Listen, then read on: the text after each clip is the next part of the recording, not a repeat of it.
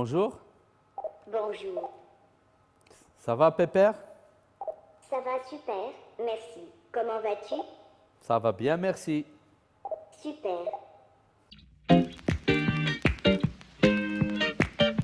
Je serai un être humain augmenté grâce à l'intelligence artificielle.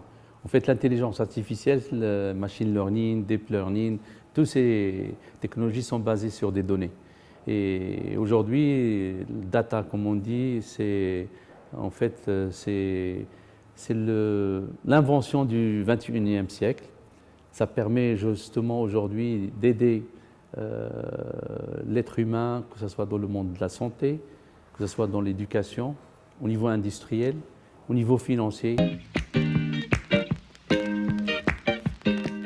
Les réseaux sociaux, parce que ça permet aux gens de se connecter entre eux, échanger, partager de l'information.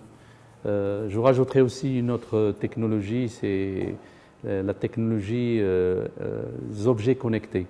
Parce qu'aujourd'hui, les objets connectés, comme vous le savez, permettent de faciliter la vie aux gens. IBM, d'abord, c'est dans notre ADN. IBM, il a plus de 100 ans d'existence et il consacre à peu près entre 5 à 7 milliards de dollars de son chiffre d'affaires pour la recherche et développement et de l'innovation. Et cette année 2019, c'est-à-dire l'année dernière, IBM a pu sortir plus de 9262 brevets dans l'année et c'est la 27e année consécutive où IBM est le premier au niveau mondial en termes de brevets.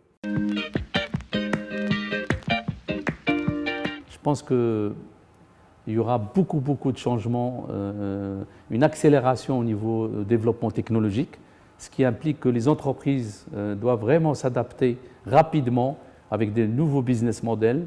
Ils doivent faire attention de façon qu'ils soient agiles, créatifs et innovants pour booster et exister dans ce monde-là.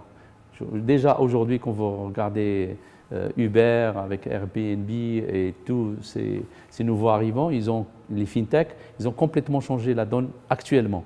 Et je pense que dans le futur, beaucoup d'entreprises risquent de disparaître s'ils ne partent pas dans l'innovation.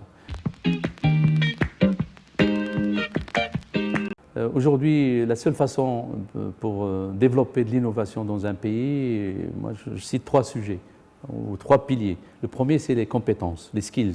Il faut développer des cadres, ou des jeunes pointus sur ces nouvelles technologies, que ce soit l'intelligence artificielle, les data scientists et tout ce qui est nouvelles technologies. Ça, c'est le premier point. Le deuxième, c'est celui financier.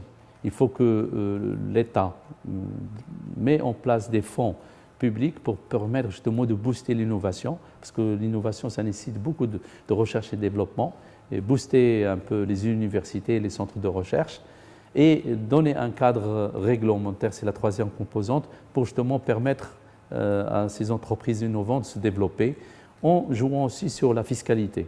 Parce qu'aujourd'hui, on peut très bien imaginer qu'on peut réduire l'impôt sur les sociétés justement pour les entreprises qui font de l'innovation et les aider à booster cette innovation. Voilà.